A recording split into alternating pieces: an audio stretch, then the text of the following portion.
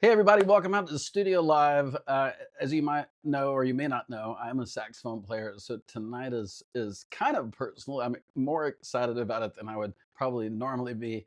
My guest grew up in the poor end of Jamaica, Queens, raised by a mother who had one rule that came before everything, and God first. She wouldn't let him put a piece of food in his mouth without giving thanks for it. And he went to an aviation school. So he was supposed to fly planes. And then one day he stood up in school jazz band playing one saxophone solo. And his words, all the girls knew my name. So aviation never had a chance. Here's what he did with it. He learned jazz for free. Dr. Billy Taylor's Jazz Mobile program, taught by Jimmy Heath, Frank Foster, Frank West, and Ernie Wilkins. That's not a summer program. That's like a Mount Rushmore of tenor saxophone, teaching kids in New York for nothing. His first paid gig was $25 at a community health center when he was 15. And by 1983, he was on the road with Shaka Khan on the Ain't Nobody tour. 1986, he made a debut record called Najee's Theme on a soprano saxophone he bought for $800, and it went platinum, and he got a Grammy nomination. This year, that record turns 40. So since then, gold records, 2 Soul Train awards. I'm trying to pack this all in, you guys. Got to bear with me. And then an NAACP Image Award, the White House for President Clinton, a stage I got to play in those same years, ironically. So we'll compare notes. Nelson Mandela's 80th birthday in South Africa with Stevie Wonder, and 3 straight years, 2000 to 2003, standing next to Prince. And the way he got that gig might be the greatest sentence in music. Doug E. Fresh walked up on him and said, "Yo, the artist is looking for you." So 40 years, he's not coasting. He's got a brand new record under the, can we say record? Album, Under the Moon, Over the Sky, made with legends on 3 continents, a world tour behind it. And he still walks into into schools and puts instruments in kids' hands because somebody once taught him for free. In South Florida, he's ours this week, Friday night, August 14th, at the Funky Biscuit in Boca Raton. 2 shows, 6 and 8:30. The 8:30 is already sold out. So grab the 6 o'clock while it lasts. Player to player, horn to horn. I'm so grateful. Ladies and gentlemen, please welcome Najee. Hi, Hey, how you doing, my friend? how you doing? I'm doing good, man. Boy, you got a lot of information there, man. I'll tell you. I did a deep How you dive. doing? There's so much to underneath the hood with an artist like you, and so much experience. And so that wasn't even all of it. I had to kind of condense that down a little bit. Oh, that's great. Well, thank you, man. That's quite an introduction. I tell you, that's probably the longest one I've ever heard ever in my career. You know. Oh my gosh. Well, before we talk So, about yes, sir. music, Sure. August Martin High School is an Uh-huh. aviation school, and somewhere Right. there's a version of Najee flying a 747 right now.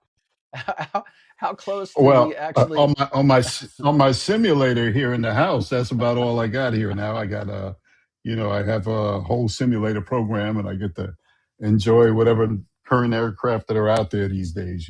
So that's about it. That's cool. I used to go up for recreation flying when I lived in California out of Van Nuys, but when September 11th came, I stopped all that activity. Oh And my gosh. so I just kept it on computer here at home just for de-stressing moments, when I just want to de-stress a little. So, mhm. Well, how close do we come to losing you to the cockpit? Do you think? Well, it was a love of mine as a kid growing up in New York. I grew up, as you mentioned earlier, and we moved to Queens when I was about 11 years old. Mm-hmm. And we lived in an area, as you know, called Jamaica, Queens, New York. Mm-hmm. And a lot of great musicians came from there, such as Marcus Miller, Owen Hawkins, many people, in that neighborhood. We were blessed to have so many great artists, such as James Brown had a house in that area. I didn't live in that particular area at that time. I lived on the poor side, but the point is that the neighborhood just was rich with culture. You know, Count Basie lived there. Um, so for me, where that neighborhood was between LaGuardia Airport and JFK. So that's where we sat, closer to the JFK side. And so you'd see planes as a little kid flying over your house every day. And I said, I'd like to do that. I'd like to travel the world. But I was active in music. And then when I got to high school, you told the story what happened in the jazz band where I was the designated tenor saxophone soloist, and the rest changed my life after that. So you're saying it's all about the ladies? Is that what you're saying? It's always about the ladies, man. Come on, saxophone. Quote from But Najee. yeah. Yeah. Um, well, everybody So knows you mhm, on Earth knows you by the name Najee. What does the name actually yes. mean, Hmm. and who gave it to you? It's my middle name. Uh, I actually adopted the name back in 1978, 1978, and um, it became the name that I use since that time. I would do a lot of record dates back in New York during the disco, all the way from the disco era through the 80s, the early 80s. I would do session work, recordings, I'd be calling. It just became too burdensome to write out a whole name. So, I came up during that time where the one name wonders were beginning to take over the world, like Prince and Madonna and, Sade and then ultimately it was Najee, so Luther Vandross became Luther, and all that good stuff in New York. So, That's yeah, that's cool. But your first paid gig, from what I did my research, was 25 sure. bucks. And so my That's question right. is, my question is, what did you do with your first 25 bucks? I have no idea. I was a kid. I think I was 16 at the time, but I remember that the New York City Health Department was was promoting condoms in the neighborhoods, particularly in the lower income neighborhoods at the time. And so they had this event going on in a community center in 40 Projects. Now, some people who are familiar with rap music may have heard about 40 Projects. There's a very famous projects in Jamaica, Queens. Well, anyway, we were hired. Our little band was hired to play, and because we were so young and innocent, we thought that they were hanging balloons on the walls. There was different colored condoms pinned to the wall. We thought they were balloons. So, but anyway, they paid us each $25, which for a kid back then, that was a lot of money. So I don't recall what I did with it, but you know, Yeah.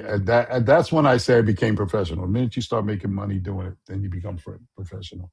Yeah. Right on. Your Hmm. mother raised you after your father passed, and she had Yes. rules. Hmm. I understand. She said she taught you to never put a piece of food in your mouth without thanking God for it first. What else did your mom build That's into true. you that's still running the show now Hmm. with you I six think I six think years it's the later? determination.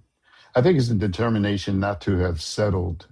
To always think beyond where you were at the time, because we grew up in I wouldn't say a poor neighborhood, but a working class neighborhood.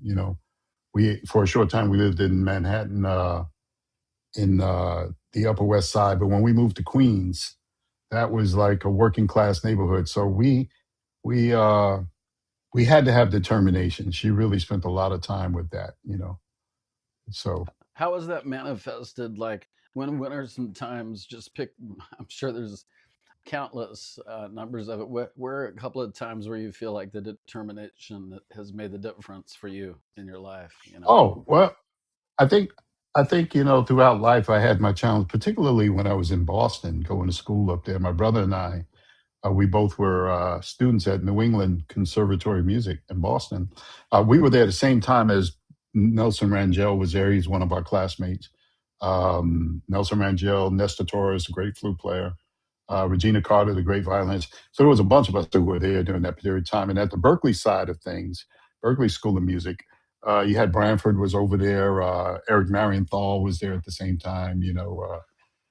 Anyway, make a long story short, it was during those years that I wanted to give up playing, because it just became too hard to stay in school at the time. I didn't have the money. And I actually sold my instruments thinking I was going to go into banking. And for maybe about a good year, I went into the banking industry for a while to try to learn about that. And I was totally unhappy, of course. But when I ran into an old classmate of mine, and he couldn't believe that I decided to not play music anymore. And he said, "Listen, he was a piano player. He said, I want you to meet me here tomorrow. I have a saxophone I want to use, and I'm gonna start calling you for gigs." And it was that guy that brought me back in. Wow, and Yeah, you were surrounded by some greats, like Jimmy Heath, Frank Foster, Frank West, Ernie yeah. Hopkins teaching. You were really hanging with some of the greatest tenor players alive. Did that how did that kind of form you? Did you know what you're looking for? What was your headspace then? Or were you just having fun? You know what? I think I really didn't understand how valuable they were until years later. Because as a teenager, what happened was Billy Taylor, Dr. Billy Taylor, came to our school, August Martin, and did a concert. And I remember he was playing along with Frank West and a small trio. And they invited us to Jazzmobile, which was a federally funded program at that time.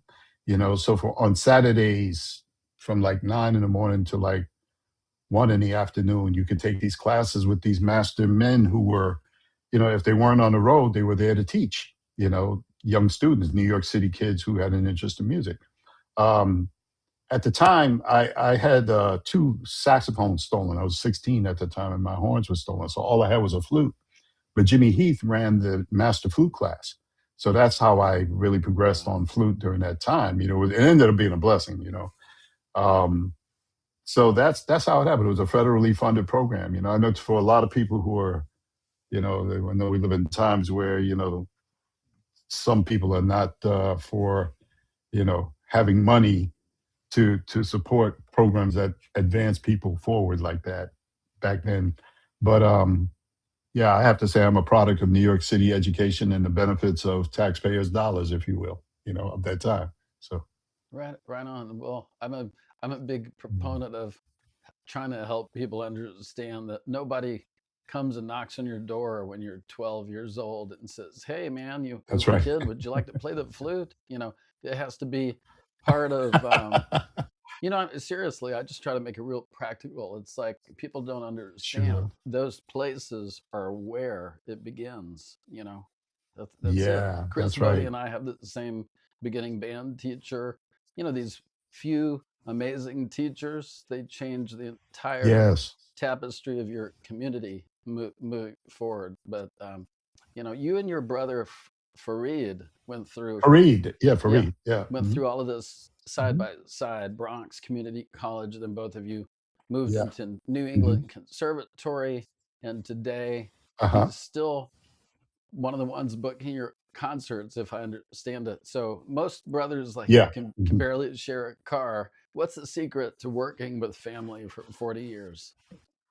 We have always protected each other. We've always protected. We grew up in an environment where it was understood that we were all we had. So and our career really just was. He likes to say tied by the hip in the sense that playing in the local bands in New York City and Queens, starting out playing in the R&B bands, and then that evolved into eventually playing with major acts over time. He was known in New York for doing a lot of record dates back in the '80s, and then by a fluke chance where Tony Maiden didn't show up at a rehearsal once when I was touring with Shaka in '83. He came and happened to walk into the rehearsal and had his guitar. And Shaka said, "You play that guitar?" And he said, "Yes, ma'am." She said, "Plug up your guitar." And he plugged it up and she hired him on the spot. So the next day when Tony Maiden came in, both he and Fareed were sharing the stage with Shaka. But Wow. things like that. I mean, we've always done a lot of things together. He went on to in '84 when that tour was over. He toured with Jeffrey Osborne on the Don't Stop tour, and then that was when I started pursuing a recording career. And then he ended up being a producer. Our first by the fourth album we did. What album was that? Oh, the third album, Tokyo Blue. We built our first studio in New York. And that, honestly, that was the beginning of how we sustained through the industry, even during its low times. So, um, So he's been there as a producer, as a business manager till this date. He still books dates and negotiates with the promoters and booking agents and all that good stuff. And he doesn't like being on the road anymore. He doesn't even pick up his guitar anymore. He doesn't. Mm. He just doesn't have the passion for it. So. No, I get it. So you said something Mhm. once that every working musician needs to hear that. But before 1986, you struggled between working with big acts like Shaka Khan and starving. Oh yeah. Basically, people think Oh yeah. that Oh Shaka's yeah. gig means, or like when you get a big gig, like, that means you made it. Tell them a Right. little bit about the truth about that gap for people who don't understand it. Well, my career has always been before I had a recording career. It was always a struggle in New York. Because music was just hard to do in New York. Fortunately, I always worked with people that worked not for a whole lot of money. Like I worked with the BBQ band for a while, called Change. These were R&B groups out of the New York City area that had contracts with Atlantic Records and things. That was a group that Luther Vandross came out of. So I would work as a sideman on a lot of things. But yeah, it was very difficult because after the Ain't Nobody tour was Ain't No Money. So They ain't no we had to money do to whatever it. I had to do to survive. That's right. So, but it was a very difficult time.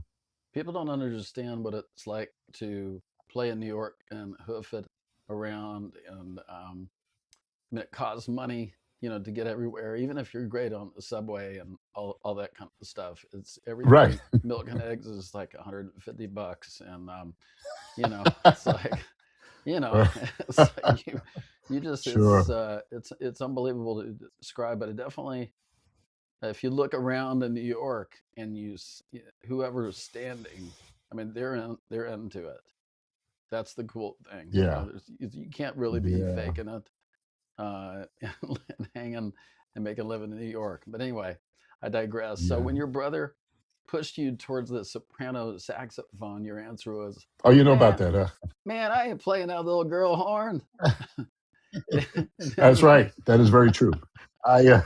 He was a songwriter, so he liked writing songs, particularly in acoustic guitar. And I recall one time, I don't remember how we got in contact with Grover, but we ended up at his house in Philadelphia when we were in school. And he said he had written these songs. He was like, "Man, you got to play soprano. You got to play soprano." And we had this little, it wasn't really an argument, but a little discussion. And I was like, "Listen, man, I don't play that little girl horn. I don't do that. I play mhm, flute and saxophone. That's what I do, tenor. gotcha. Little would it Yeah. be known that I'd end up making a career really on soprano saxophone. Well, then So. you went and just made a platinum record out of that immediately, pretty much. So Hey, listen, I still to this day don't know how that happened because you're a great saxophone player, so you know how fickle yeah. soprano can be, particularly back then when they didn't have the technology to improve the intonation and responses. You just played the horn, and I listened to that record, and I was like, man, boy, I got lucky, didn't I? it's a it's a double-edged Ah, sword, isn't it? As soprano, it because truly is. Yeah, it's a kind of can be a love-hate thing, at least for me, because true. he's trying to get a beautiful, rich tone out of a very high-end oriented instrument. Yep. It's a challenge. So you said Najee's theme wasn't meant to be a jazz record at all. It was an R&B record No. No. using the sax as a Yeah. voice. So because you saw a void in the marketplace, and that's a composer's Hmm. ear and a businessman's eye. My question for you is, have you always had kind of a business awareness about your music, or did that, develop over the years? I think it's developed over the years. I wasn't naturally that. I mean, it just at the time, the popular voices on saxophone were other than Grover, Ronnie Laws, and David Sanborn in the contemporary sound. Um, the newbies at the time were Kenny G and George Howard. Particularly, and they both played soprano. For the most part. So when I came along, that was the sound. And their label signed me. This company called Hush Productions in New York. They signed me to a record deal with EMI Records, and then and EMI and Capitol were in business together at the time. and we did the record and collection of demos, and it worked. I mean, the record That's might have awesome. cost at the time $60,000 to record, which in the recording industry back then was really no money, you know. But it did when we went on tour. I went on tour opening for Freddie Jackson, which was a brilliant move at that time, and built an audience. Did a lot of radio interviews, and back then, radio R&B radio would play. They would play what we did either on the Quiet Storm or even during the day in some markets. You'd hear a New Edition record, and then you might hear Najee, Bet You Don't Know. I mean, it was a different kind of format. And we also, the power of television, because the record company had the resources to hire publicists. I was fortunate enough to get on some of the major TV shows of that time, and press. And that's what drove it, and ultimately doing the live performances is what built the audience. But yeah, going back, I hope I didn't digress. Going back No, to what you were please go saying, ahead. it really was R&B record. It was not, in my mind. I come from the world of John Coltrane, Jimmy Heath, and all that. And Hmm. um, in addition to what we were doing R&B. So in my mind, it was very distinct as to where did the category fit in. So, and most of Gotcha. my work at that time was in the R&B world. So Yeah, yeah, it's kind of interesting, isn't it? That you come from, you know, one area, but you're really working, and that's kind of the right. beauty, or the craziness of the music industry, because you just never know where God's like gonna, because you study, you practice real hard, but then you end up playing, something you maybe never expected, which is Yeah, cool. you're Yeah. playing cover tunes at a wedding or a bar mitzvah. You know what I mean? So it's you had to be prepared for everything. The one good experience I had being at Jazzmobile was them preparing you to play in any situation. You know, Hmm. at least be familiar enough with a genre to be able to. Because in college, I played in the big bands, the Jackie Byer big band, the George Russell big bands. Um, but then I'd go do gigs where we just R&B, straight groove, and then you'd have to go to school and play in the classical orchestra on some things on flute or whatever. So, you always had the mindset that music is music. My brother used to always say there's the difference between the note C in classical and the note C in jazz is simply culture. That's it, but it's the same note. Oh wow, I love that. Yeah. So, Well, yeah. your Mhm. fans actually argue about this online, so let's settle it for Sure. the record. So, Okay. Tokyo Blue or Day by Day, which one is your favorite and why? I don't really have a favorite, Yeah. honestly. I will say if I had to choose, it'd probably be Tokyo Blue because my brother and I built our first studio and recorded the whole record in our studio that we built. Wow.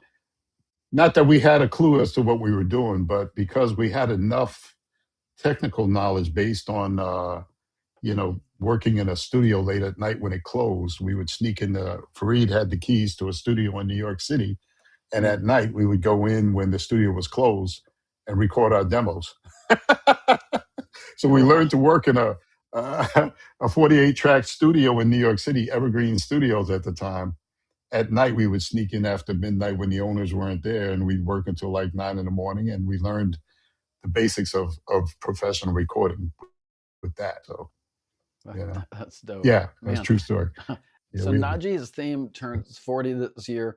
When you play that melody yeah. Mhm. in 2026, can you believe we're here? What do you I hear in know. it that maybe the kid do you hear it differently now than like the kid who recorded it? Is that a weird question? You know? Oh, absolutely. No, not at all. You're absolutely right about that. I mean, you have 40 years of experience playing that song. You wouldn't want to go and do it over, but I think I could do. Obviously, we could do it much better these days. Your experience, you know. But mostly grateful, man. I'm just grateful that the endeavors that we took, the struggles we had, it worked.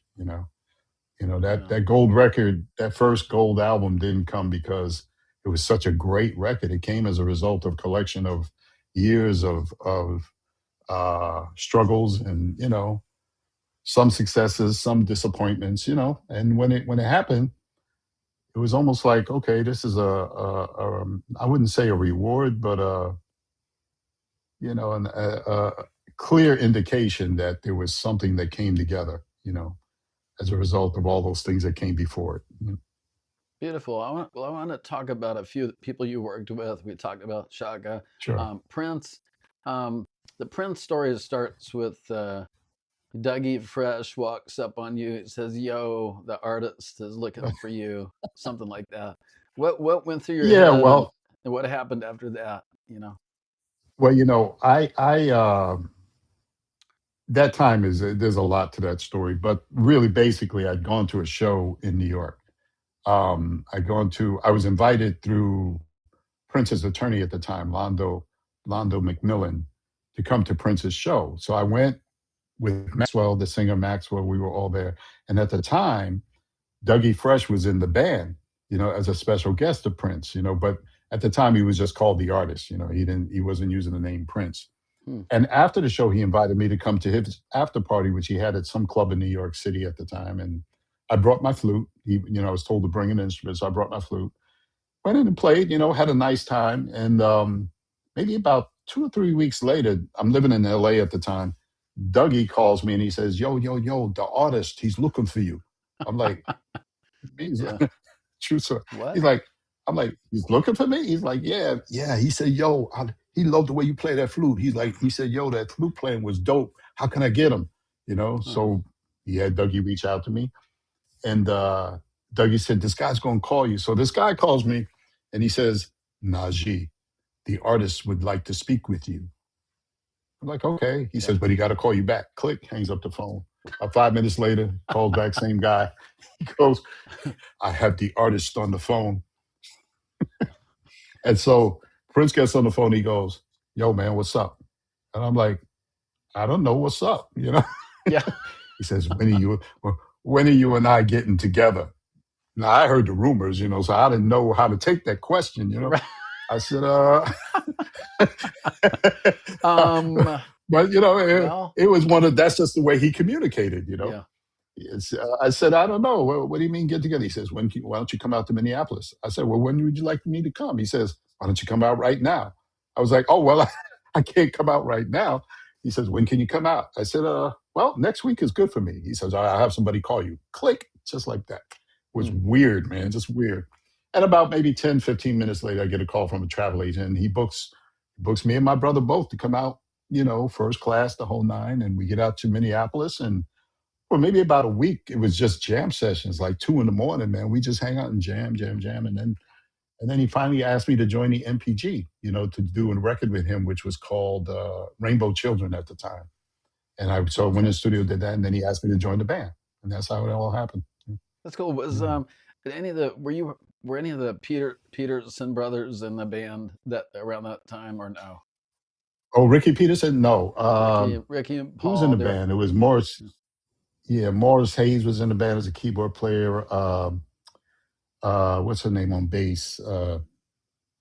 Gosh, my mind is going bad. Also, Larry Graham was there at the time. He was in there. Um, and John Blackwell, the great drummer, late oh yeah. John Blackwell. He was in the band, yeah. So it was a great band. I mean, it was amazing to play with them. So Man, what a a pocket. lot of John fun. John came Yeah, by yeah, he some of the was. gigs Mhm. with Gino Vanelli when I was playing with him, and just such a nice man. And Oh, okay. yeah, Yeah, he came by yeah. because he was a fan of Gino. But anyway, hanging out with Prince. So I guess to net it out, like what did, if you had to put it into words, what did Prince know that school can't teach? You know what I mean? Or because he didn't really read notation, right? He'd like sing you an arrangement and No, hand you a actually, cassette. no. He it was interesting because we would whenever he wanted to was developing something with the show that involved me or other horn players, he would have me come into a room with him with a boom box and his guitar, and then he would sing the parts or play the parts that he would like in specific songs. So I'd be sitting there sketching out the music. I'd always bring my notepad, not my notepad, music sheets of paper, and I write out and then develop them. And that's how we did it because he did. You're right. He didn't read music, but the way he heard things, man, was just incredible. And I'll tell a little funny story. he I'll never forget one time I asked him a question. We were actually in the studio and asked him this question like, how do you hear what you're hearing? And he Hmm. said, and I literally, Patrick, I thought he was going to cry, man, because he studied. He was like, I, I just don't know, man. I just hear it. I was like, oh man, oh shit, I got Prince just about to break him down, man. No more questions. But yeah, I'm sorry, but it really touched a nerve with him, because Huh. he was just blessed, man, with just ears, big ears, man. So Yeah, he was. Prince was deep in his own faith, and you guys were two men, two different religions on a tour bus for 3 years. You said yeah, yeah. that at the end of all your conversations, there was always a lot to be learned, a learning experience. What did you Oh yeah. is? Can we ask what did you guys talk about, or what did you learn, or just anything about that? Would be Well, interesting. Prince was a very socially conscious person, and he believed in God. He did. As a matter of fact, when I joined the band, that record Rainbow Children was really a kind of a testimony of where his life was going at the time. Um, even in his shows, he started doing different material and he stopped cussing. He wouldn't do songs where he had to cuss. And so on several occasions, he would actually change the lyrics, because at one point he cut out songs and the audience would get upset with him, Huh. play Dirty Mind, play Little Red Corvette or whatever, all the explicit songs and verses. But he would change the lyrics where it fit the concert so he could satisfy the audience. But he was probably one of the most socially conscious people I've ever engaged with, and it was always a great experience. Our exchange was always respectful.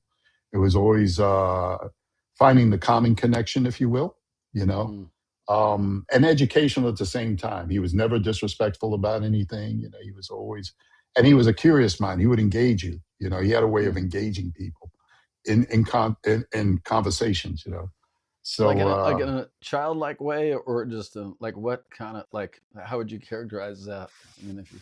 uh, it was in a very intelligent way, but also getting the person to open up, Huh. their views. And then if he didn't agree, he had a way of disagreeing that didn't, Hmm. make the person feel like you got it all wrong, Hmm. So and I saw them do that many times with many people. Um, and also, I'd like to say he was probably one of the most generous people I ever met. Not only one of the smartest, but one of the most generous because he did a lot of quiet good that he never talked about or never made the press. And Hmm. I recall when he passed away, the day he passed, I remember I got this call to go on CNN to talk, and I told him, "Listen, if you want bad Prince stories, I have none. I have Hmm. none. All that stuff you guys are talking about, I never saw any of that. Right. Him drunk and high. I never saw any of that. Hmm. I mean, I see the guy have wine for his guests, but I never even saw him drink wine. So Did you you ever know, feel like did you feel like you got close to him, or was he kind of like kind of keep everybody at arm's length, or you know? yeah, he was very good at being able to separate himself. But I think he genuinely liked my brother and I, because my brother and him would always get into playing the dozens. They play basketball, and my brother's a former basketball player, so he can go. But Prince could play, Yeah. but they'd always talk smack, on the court. It was always fun to watch. He was quite a character, I tell you. A And, lot of fun. When he was in a great mood, he was fun to be around. So. Mhm. so in your son, there's a story. Your son came to sound check. Prince stopped Yeah. everything. He's like to talk with. He like ran Yes. on the stage or something, and it wouldn't let you wave him off. Yeah. Is that just kind of right there Right. in the pocket of what you're talking about? He was like a sincerely interested, Yeah. caring. He loved children. On one occasion, we were in the studio, and I guess some of the staff, the kids, they were bringing the kids sometimes at the end of the day, and they just came barging in the session, and you could tell they were used to doing this. And he came in and he stopped the session. He said, "Hey, man, give me a few minutes," and he took the time to just talk to the kids. In the case of my son, who recently passed away a little 2.5 weeks ago, um, Noah at the time was 11 years old, and we were playing in San Francisco. And Prince didn't mind me having my son on the road with me. And we were in the middle of sound check, and he just stood on the stage, and him and Prince just started talking. Now I stopped the sound check, and I said to my son, "No," I said, "No, don't disrupt." And Prince turned around and checked me. He was like, "No, no, no, no, no." We're standing there for like maybe a good 10 minutes, waiting on them to do whatever they were talking about, you know. Mm. And I'm like, wow, man, Prince checked me on my own kid. How's that? How you know, cool! How but cool! yeah, it Hey, was speaking, cool. so Yeah. staying on, I don't want to stay on Prince all night, but is there one story that you've never really told anybody, or that's kind of like your favorite story about Prince you could divulge that's Oh unique? man, I have honestly, I have a whole lot of them, but one in particular was a couple of them was I remember one time when we would play the show, we'd end maybe around 11 o'clock. Then around 2 a.m. you go play the after party. Now on some nights he'd want you to come back to his suite, and he taped everything, so he'd want you to see whatever we did that night. Hmm. And I remember I'd be falling asleep on his couch, and he'd be like, "Yo, Najee, look what you played right here, man. Check this out." I'm like, "Oh yeah, yeah, that's dope, man. Whatever." But I remember Sleep. doing some record. I remember doing some record, man, and he was a tenor thing I did. I can't remember the name of the song. It was one of he had a lot of music in the book that's just coming out now, a lot of Mm. stuff. And so there was stuff we recorded that never made a record that went commercial. Um, but I remember playing a solo, and then all of a sudden, as I'm playing, he started dancing. I'm thinking to myself, man, Prince is dancing to me playing tenor saxophone. Look at this here. Yeah, yeah, yeah.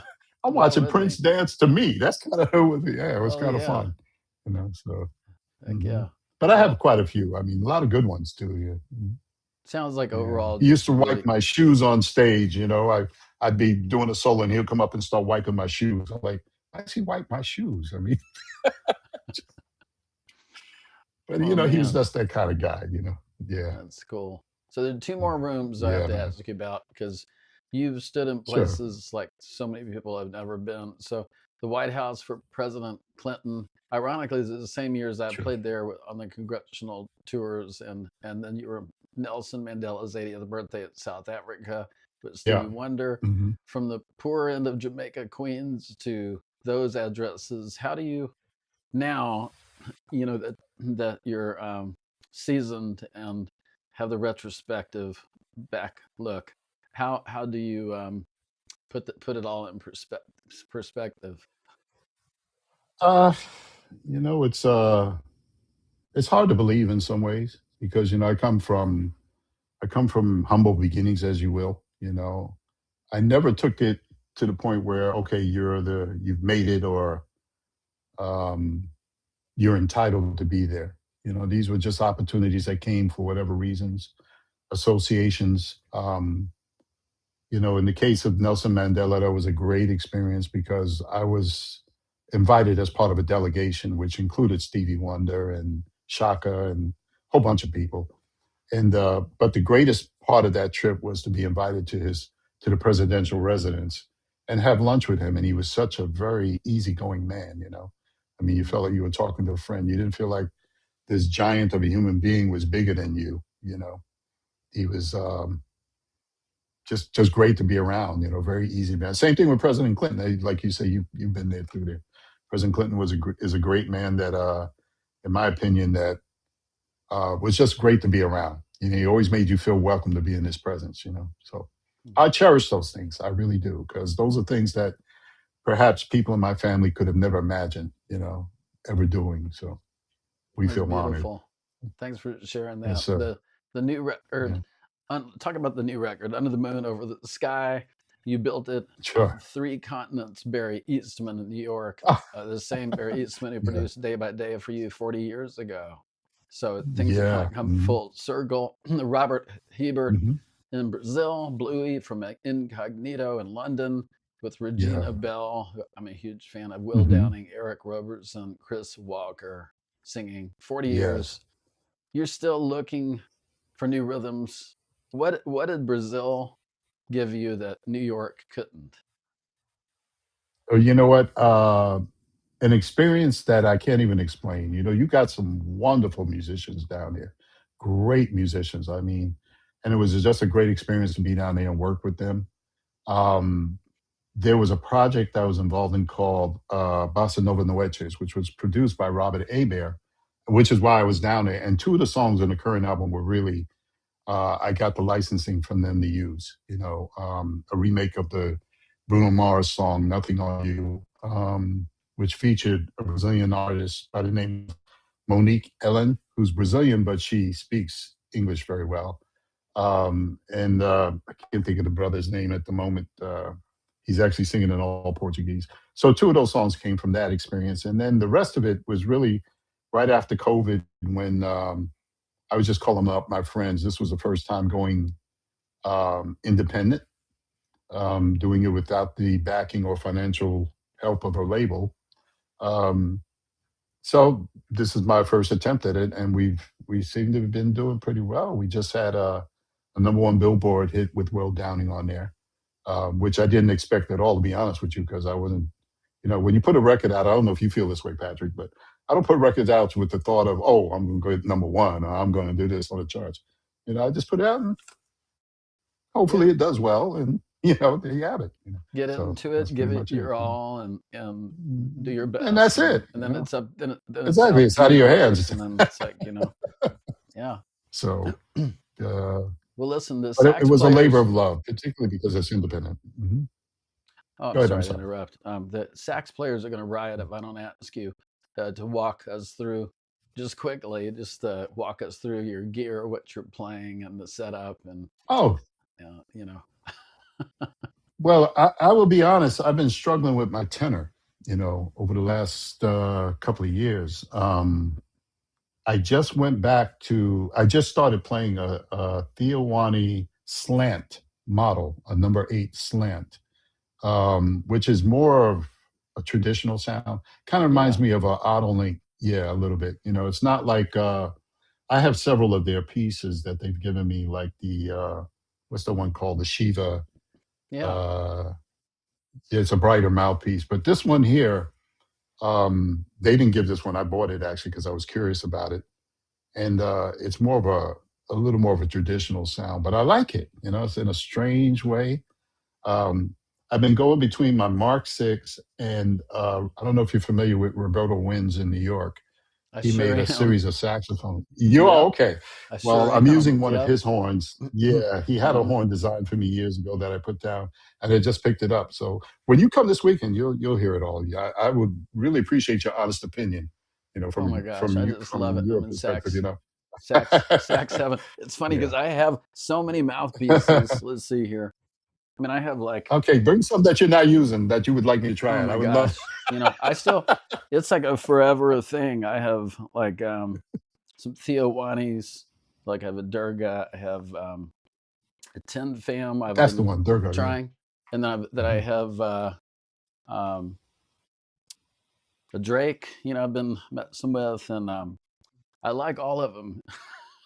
A little, I but know. it's, I don't know, but they sound different in the studio too. So, and then They do. live, Yeah, like a they lot of do. people don't realize that. Like Yep. if you got some projection that's really bright and wonderful live, and then you get in the studio and it's like, oh, I can't stand it. Right. It hurts. Yeah, I You totally know what I mean? understand. It's You're like, absolutely right. I do. I so do. I've been leaning I more do. towards, because I'm more focused on recording now. I mean, I love playing live, but you know what I'm saying. You have to I figure do. out I do. what's important, and what's important is the sound. And when you record That's it, right. um, if you have to do that triage, Sure.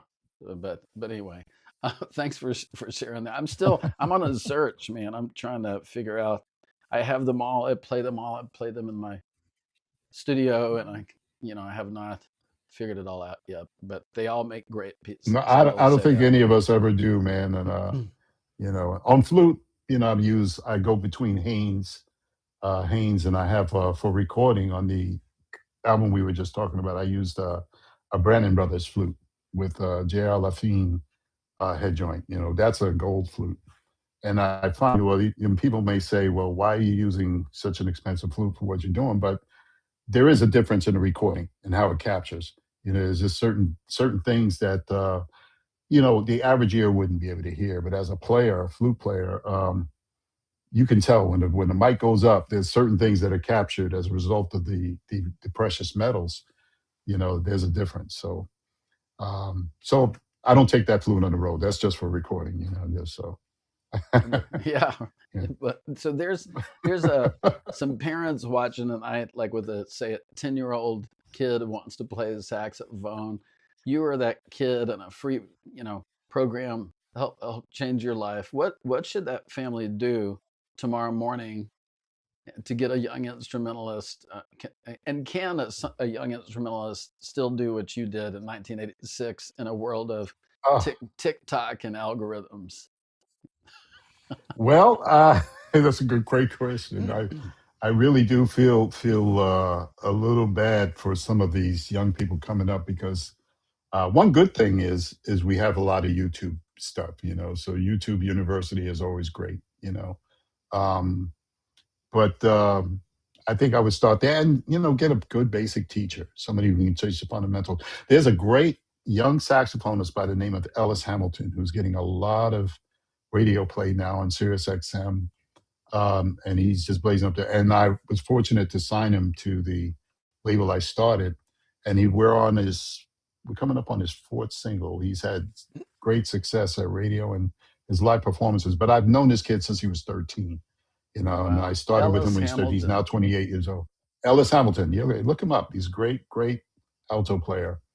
Um, so I think really just hooking up with people, get them playing as much as they can with people who have similar interests as much as they can, and get a good teacher that can teach them the fundamentals. I always bring them back to the fundamentals, because no matter how great you can play, you know, no matter how great you can play, the fundamentals are always, something you got to go back to. It's like I remember Kobe Bryant saying one day, man, he sit there and do 1,000 shots a day from the foul line. Mm. Just focus on the Yeah, fundamentals. Great. He was an artist on the court, but he stuck to the principles. So he was I there always go back early to that. before people got there, and then he was later. Yeah, And then I heard stories that's of right. people like would come in early to try to get, there before Kobe, and then the next day he would come in even earlier. you know, Right. Yeah, it that was was like him. that. Yes. So, 20 some odd albums under your name. Does the process change? What's different now about the way you produce your record compared to the way you used to? And I'm not just talking about technology. Is the overall Yeah. idea the same, or has that changed a lot? I think it's changed a lot for me because I don't enjoy being in the studio a lot of hours anymore. I just don't enjoy it. The sitting there writing everything, recording everything, and being involved in the process. I really do enjoy collaborations more than anything. That's more. It's just more fulfilling. I got a great studio upstate New York in the Pocono Mountains. I mean, I'm sorry, the Catskill Mountains, and I haven't used it in almost 25 years. I got great vintage equipment up there. I mean, you name it, I got it. I mean, from the analog to the digital, when Yamaha came in, from ADATs to the digital Yamahas, all that stuff, and it's sitting up there just collecting dust because I just don't enjoy being in it that way anymore. So I I got a hear nice you. setup here in my house for just recording my flute and saxophone, and let the other guys do the work.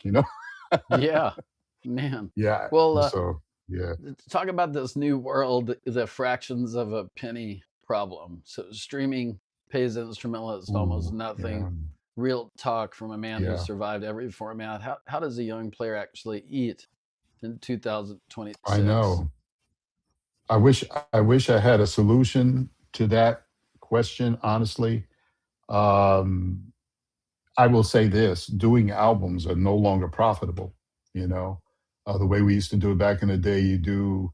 I mean, at one point you just do 11 songs. Now it's up to people are doing as many as 20 songs, uh, and I don't mean to paint a hopeless picture because there's obviously other things we can do.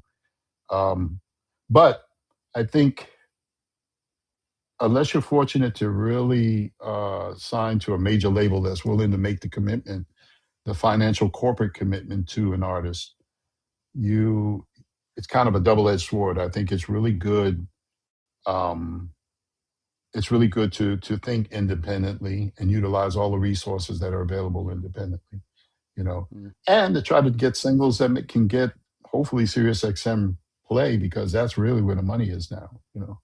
So You got I mean, the only thing really playing it, yeah. I mean, I'm I sorry. didn't, I'm sorry, I didn't mean to interrupt. I did an No, analysis of kind of the smooth jazz format. Really, it's like 17, I think, terrestrial stations. There's like, there's like four or five record promoters. There's like half a right. dozen producers and and then there's about 20 artists that are kind of, you know, um, playing most of the festival. So it's interesting. I'm just a real practical person. I'm not saying that in a negative way, but I study it so so you know what to do with it. No, well, I think that's intelligence. Yeah, that's intelligence. I mean, I hate to bring up these bad numbers, but I remember reading this New York Times article maybe about 10 years ago where it said that all forms of jazz and classical combined, well, it was longer than that, but all forms of jazz and classical combined represented less than 1% of record sales, music Hmm. sales. Um, Less than 1%. It's hard to imagine. That's why years ago, you remember the Grammys were about to take the category out, you know? And I really think it had to do with the fact that we just didn't represent enough in commerce and music sales, you know? Hmm. So the real trick is to figure out how do we monetize these great musicians who are coming up, who are young, and how do we, turn it into actual dollars, most of us Yeah. are diversifying into other things, so it's but the days of retail are no longer here. So how do we get music to the public, Hmm. especially in our genre of music? The audience is older, they're not streamers. They may do the Pandoras and the Spotify's and all that, but they're not going to download records. you know Right. Yeah. Back when It's I true. came up during a time when people were going into record stores and they may hear a Najee record or a Kenny G record or whoever, and they'd be like, "Well, who's that?" They'll go in to buy Michael Jackson Thriller or Madonna or somebody, but they'll hear an instrumentalist and they'll say, "Well, who's that?" And then the salesperson will say, "Well, this is the new Najee record." Da, da, da. Well, who's Najee? Well, we have him over here. Hmm. Those days are over. Digging in the crates, as we say. So Yeah, it's all about playlists and so forth. So I want to briefly touch exactly. on AI. I could do a whole show on that, but because Oh God, yeah. but I'm trying to just cut to the chase. Is there a line in the sand as a writing partner the way players and I mean is with AI, is there where exactly is your line tool, that you would draw in the sand with AI, or do you just see it as a tool that to be freely used and come what may, you know, I have I think I'm a little scared of it to some degree, the machines because as a yeah, have I invaded. mean, yeah, we've all watched those science fiction movies when we were younger, I Yeah, mean, they're I here. remember watching Odyssey 2001 with Hal, the computer that took over everything. Yeah, I remember reading the book as a Terminator. 13-year-old. Yeah, exactly. Well, those days are here, but I think it can be maybe a tool to assist. What I'm worried about is the future of how records are produced and people who are legitimately qualified to produce records and composers. And where are we going with returns in terms of royalties and things like that, Hmm. particularly for composers? How is it monetized to benefit people like yourself, myself, who are real writers? We really write stuff, and don't need AI, but maybe it can assist us in some things, but to be totally dependent on it. I mean, I heard some things, man, mess me up. I heard this one thing that had a sax player on it, and it wasn't a sax player. I mean, it was a sax player generated thing. They borrowed Yeah. somebody's sound, maybe yours, but you know, but man, shoot, I'm like, what? Yeah, man, I did it all in AI. I was like, man, get that out of here. I don't. It It was messes sad, you with, know. yeah, it's like, "Hey, let me ask you this." Yeah. What Go in on it. Uh-huh. What would Prince say about what's going on right now? What would he do you know? You have a Oh, sense of that? based on the conversations I had with Prince, I would think he would be totally, totally against it because here's a man who spent his whole, I mean, everything was writing for him, you know. I mean, he was writing music all the time. So I think he would have a serious problem with it personally, you know. I mean, I don't know, but I can't imagine he wouldn't, you know. So mhm. Here's a philosophical, angle of the question. So, having to do with AI, I try to net this out as much I could.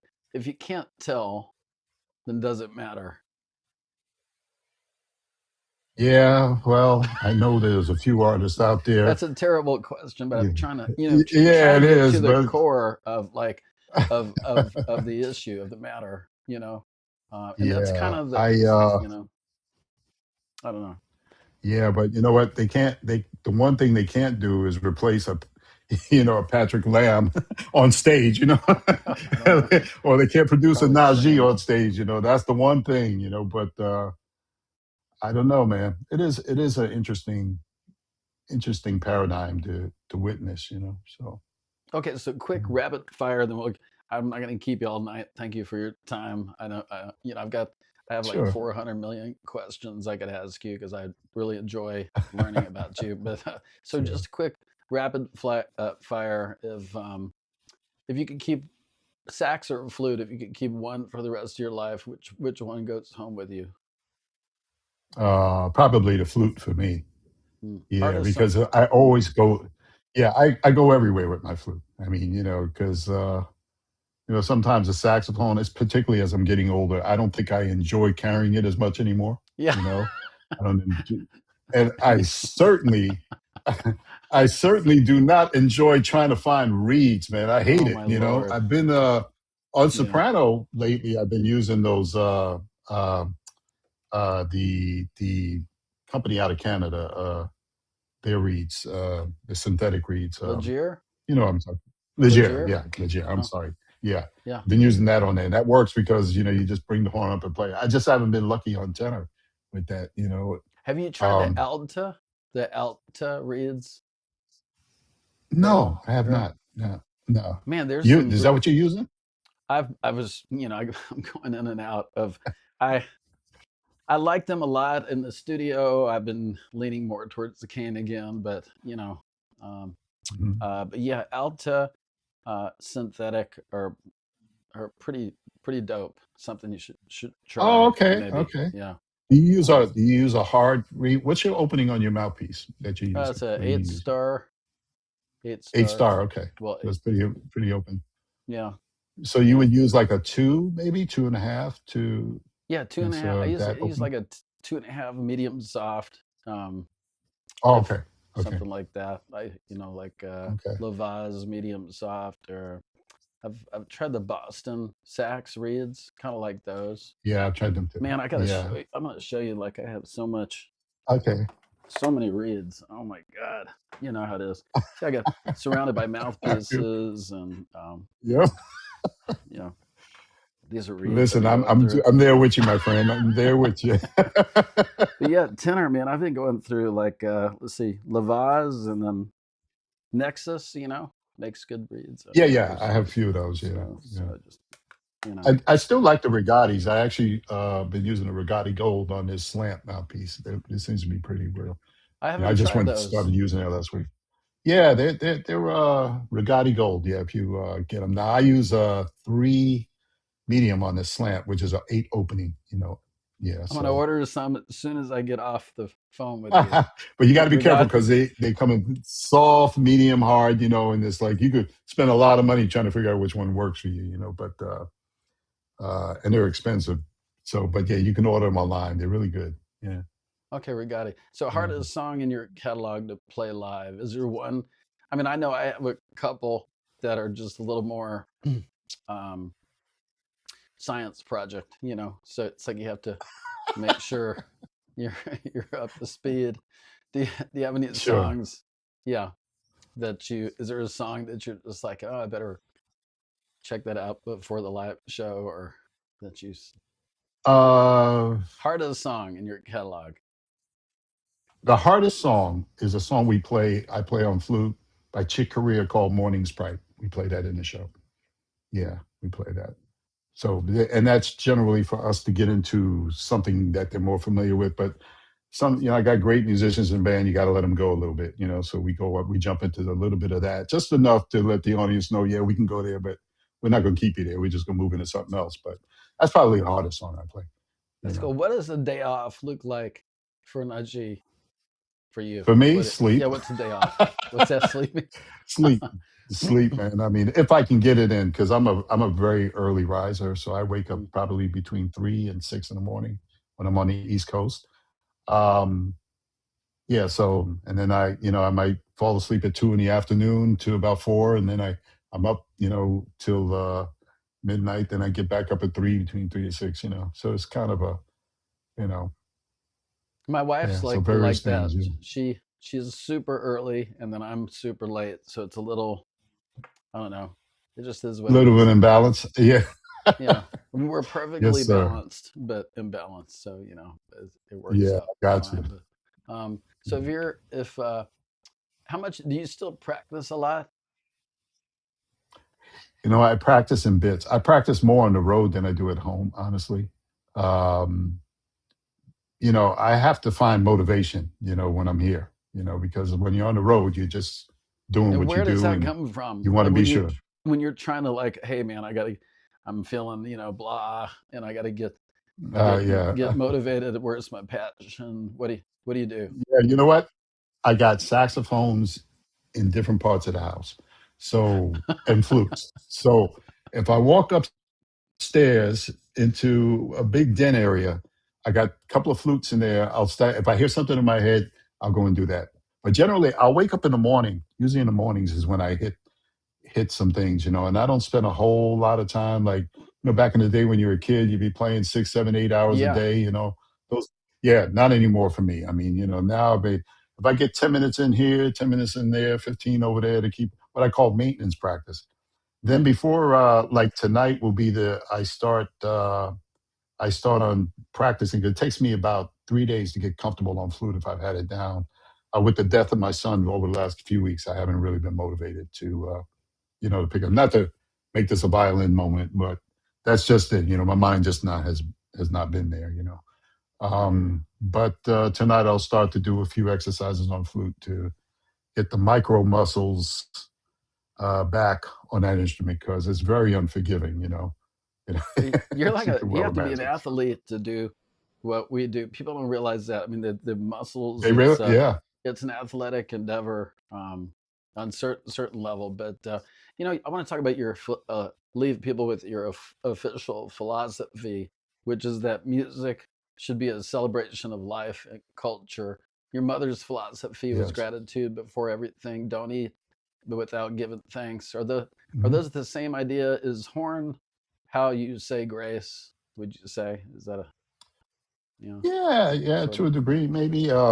Let's just say I don't take it for granted. Uh, I think I've learned to be a lot more grateful over the years, especially when you consider that life could have been a different way for you. I came from New York City where, a few of my friends just weren't as fortunate, great people, great players, but they just didn't have the success that they had dreamed about, and so I'm very fortunate and I'm grateful. Um, and that's pretty much it, man. And I don't take it as serious as I used to when I was younger. I mean, this is now I'm just having fun with it, man. It's just fun. If it's not Yeah, fun, I don't want to do it. yeah. you know, Amen. yeah. It's like what? You know, Yeah, it doesn't make sense either. So before I let you go, I have to tell the audience what's happening again Friday, August 14th. Um, you're right down the road from me. I live in South Palm. Joan and I live here at South Palm yeah. on the ocean. Like I look out here and there's the ocean, and but I Ah, how almost beautiful. see you guys down in Boca, the Funky Uh huh. Biz. Uh, You're going to be a Yeah, actually, it's Crazy Mike's. I Crazy think it's Mike's. I'm called sorry. Crazy Mike. Sorry. Crazy Mike's. Crazy Yeah, Uncle that's Mike's. good. They're gonna Yeah. kill me. Mhm. Crazy Uncle Mike's. Crazy Mike's. Uncle There you go. Mike's. Crazy Uncle Mike's. Yeah. 6 Yeah, and don't you 8:30. come and not be at the wrong venue, man. You got to come. You coming to play with us. You got to show. You got, Oh my it's like, where are gosh. you, man? They Come are on. absolutely going to kill me. I don't know. Oh, Crazy that's all Uncle right. Mike's. And Yeah. thank you kindly for your invite. I mean, what an unbelievable blessing to be invited to. And so I'll come in Yes, and sir. play whatever. Be grateful to sit in. And I'm going to have a Well, great listen, man, I'm excited. I've heard you play, and you're one of. I'm telling you, I love your playing, man. I've heard you warm up at NAM. I've heard you playing on the radio and stuff, and I'm like, yeah, you're going to bring some great excitement. We're going to have a nice groove for you to come in and do your thing, and we can just have fun with it, man. So That's all it's what y'all it's get all ready. about. Y'all get ready. We about to put it down for real. Here we go. We're going to Yeah. throw So down, and you heard it live here with Najee, one of the greatest, most successful saxophone flautists on the planet. And I'm Patrick Lamb signing off here with Studio Live. God bless everybody out there. Thank you for tuning in. If you like this, like it, share it, and we'll see you down at Crazy Uncle Mike's on Friday. Signing off. there we go. Let's see here. Here we go. Patrick Lamb has toured and appeared with some of the greats of our time. Bobby Caldwell, Diane Shure, Gino Vanelli, and Smokey Robinson, and many more. But now, he's making a name for himself as one of the hottest new breakout entertainers and artists. He's sold out Philly, sold out Charlotte, sold out San Antonio, and sold out Las Vegas. He must be doing something right, folks.